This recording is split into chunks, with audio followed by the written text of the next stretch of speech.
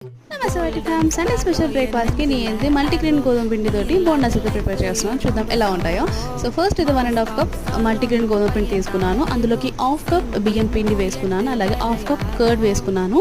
Next అందులోకి తగినంత salt, అలాగే కొద్దిగా ఈనో అయితే యాడ్ చేసుకున్నాను. ఈనో లేకుండా మీరు వంట సోడా అయితే యాడ్ చేసుకోవచ్చు. అందులోకి తగినంత వాటర్ వేసుకొని బాగా కలుపుకొని 1 అవర్ వరకు వదిలేయాలన్నమాట. సో అది చక్కగా నానుతుంది పిండి అయితే.